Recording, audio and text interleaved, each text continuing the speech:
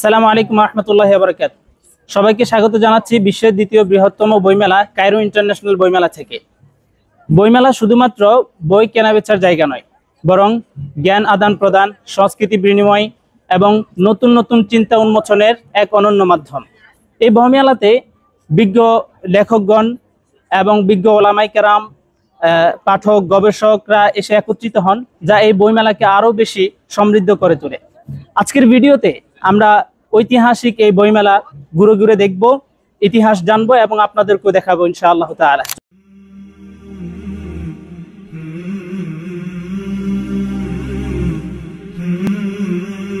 Cairo আন্তর্জাতিক বইমেলার যাত্রা শুরু হয় 1969 সালে, যখন মিশর তার আধুনিককালের ইতিহাসের এক নতুন যুগে প্রবেশ করেছিল। তখনকার মিশরীয় সরকার এবং মিশরের সাধারণ গ্রন্থাগার কর্তৃপক্ষ the General Egyptian Book Organisation এই মেলার উদ্যোগ নেয়। মূল উদ্দেশ্য ছিল আরব বিশ্বের পাঠকদের জন্য আন্তর্জাতিক মানের বই সরবরাহ করা এবং জ্ঞান বিনিময়ের একটি বড় প্ল্যাটফর্ম তৈরি করা। প্রথম মেলাটি অনুষ্ঠিত হয় কায়রো বিখ্যাত জাজিরা এক্সিবিশন গ্রাউন্ডে, যেখানে বিশ্বের বিভিন্ন দেশ থেকে প্রকাশকরা অংশ নেন।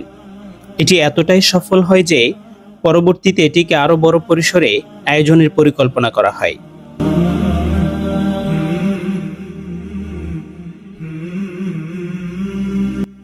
1970 দশক থেকে কায়রো বইমেলা আরব বিশ্বের সবচেয়ে বড় প্রকাশনা উৎসব হয়ে ওঠে।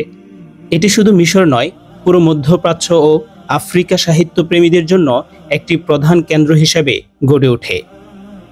1980 দশকে মেলাটি নাসার সিটিতে স্থানান্তরিত হয়, যেখানে আরো বড় পরিসরে আয়োজন সম্ভব হয়।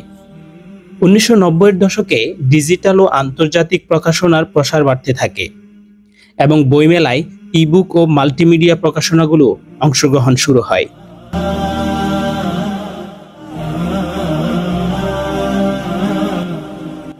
2000 সাল থেকে আন্তর্জাতিক সাহিত্য উৎসবের অংশ হিসেবে অনেক বড় লেখক, চিন্তাবিদ ও প্রকাশকগণ এই মেলায় যোগ দিতে শুরু করেন। 2019 সালে বইমেলাটি নতুন স্থানে স্থানান্তরিত করা হয় ইজিপ্ট ইন্টারন্যাশনাল এক্সিবিশন সেন্টারে, যেখানে আরো বড় পরিসরে আয়োজন সম্ভব হয়।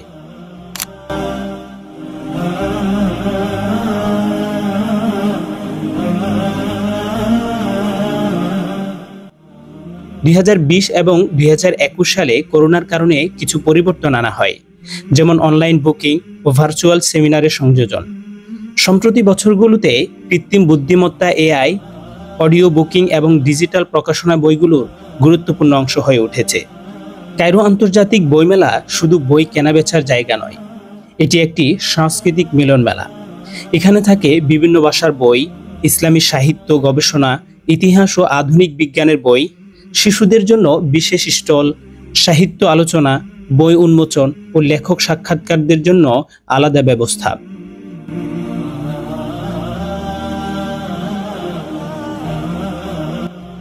এটি এখন বিশ্বের দ্বিতীয় বৃহত্তম বইমেলা এবং মধ্যপ্রাচ্য ও আফ্রিকার সবচেয়ে পুরনো ও বৃহৎ বইমেলা।